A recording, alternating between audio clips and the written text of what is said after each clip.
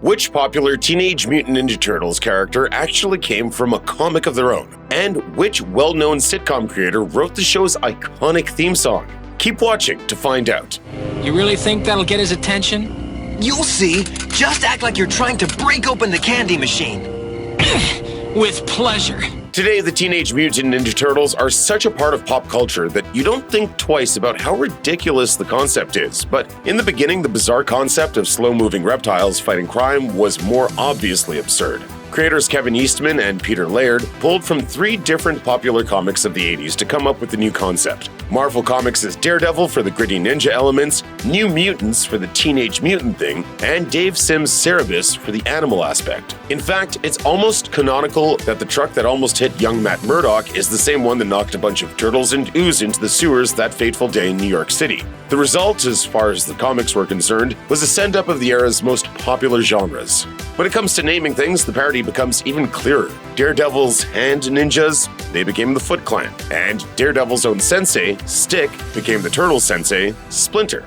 This unserious element is one reason why the show's main villain has the not-so-threatening name of Shredder. Part Dr. Doom, part Kingpin, the Shredder is a villainous mastermind as adept at fighting as he is at scheming.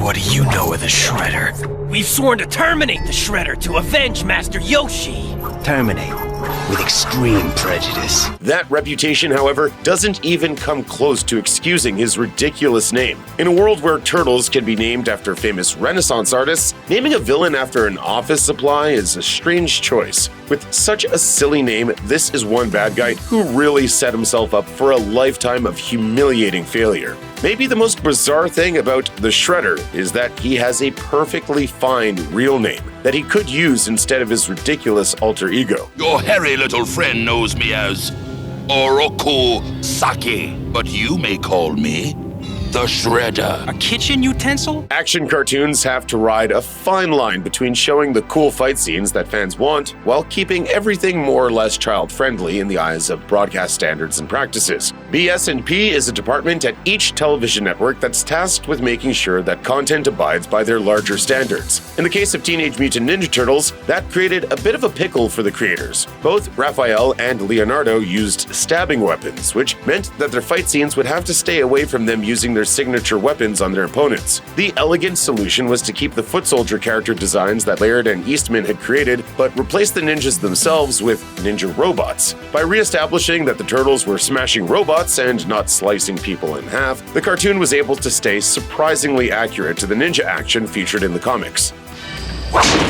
Check those dudes out. Dudes, nuts. They're robots. Robots? Let's rock! To make things even more complicated, viewers in the UK weren't allowed to see nunchucks in a kid's cartoon at the time, resulting in heavy edits on Michelangelo's scenes. The overall censorship was extreme enough that the entire theme song had to be changed, instead calling them Teenage Mutant Hero Turtles. As much of the show was censored for perceived violence, they sure seemed to miss just how horrifying the various characters' journeys could become. All I lack is a body. A body which you have failed to provide for me. The cartoon delighted in constant mutations for Teenage Mutant Ninja Turtles human characters, with Baxter Stockman's gruesome transformation into a flyman easily ranking among the worst. Even besides the Cronenberg-esque transformation of Stockman, there were dozens of mutants and transformations almost always accompanied by the person's horror at what their formerly human bodies had turned into. He's so cute.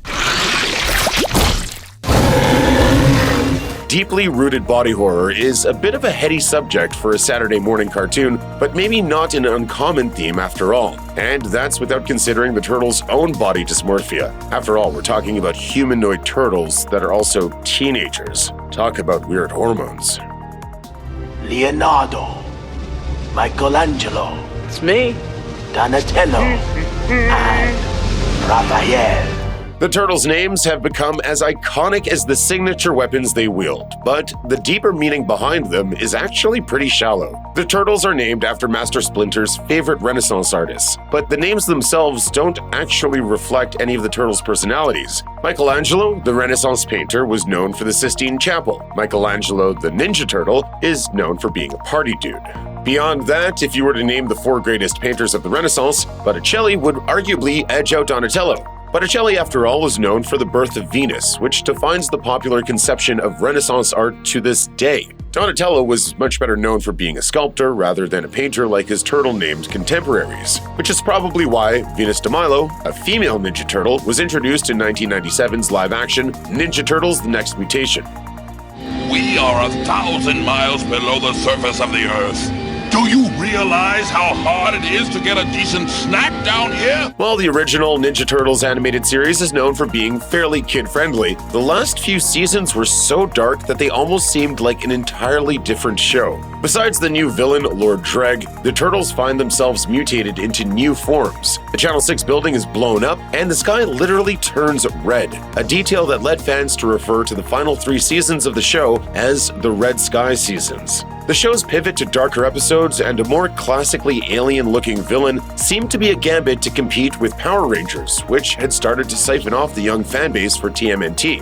Or at least, that was the fan explanation for the changes. Regardless, it wasn't able to overcome its declining ratings, and the show ended at Season 10 with a tone miles removed from the relatively light antics of Season 1, Episode 1. You fight without honor, assassin! The Turtles had plenty of allies, human, mutant, and robot alike. One of the most memorable, however, was the samurai rabbit Miyamoto Usagi, or as the cartoon referred to him, Usagi Yojimbo. As comics aficionados are no doubt already aware, Usagi is actually the lead of another beloved, long-running black and white comic about anthropomorphic animals titled, you guessed it, Usagi Yojimbo. Whoa! Talking pigs and rabbits? I find that a little hard to swallow. The thematic overlap between Usagi Yojimbo and Teenage Mutant Ninja Turtles is obvious at first glance. To their credit, the Turtles haven't been shy about embracing the similarities between the two universes, both of which were launched in 1984. In fact, the characters have had crossovers in nearly every TMNT iteration since the beginning. In the cartoon, Usagi makes an appearance in 2 episodes, Usagi Yojimbo and Usagi Comes Home, which features him visiting the Turtles dimension and getting embroiled in samurai hijinks. He even got a couple of action figures in the original toy line.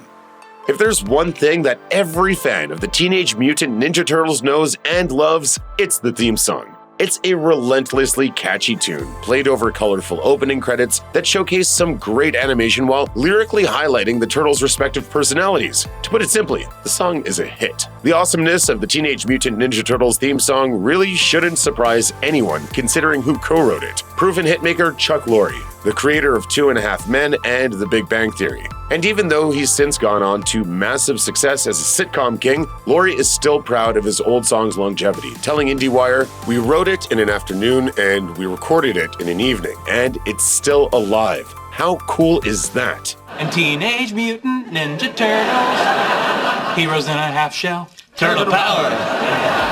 Check out one of our newest videos right here. Plus, even more Looper videos about your favorite childhood cartoons are coming soon. Subscribe to our YouTube channel and hit the bell so you don't miss a single one.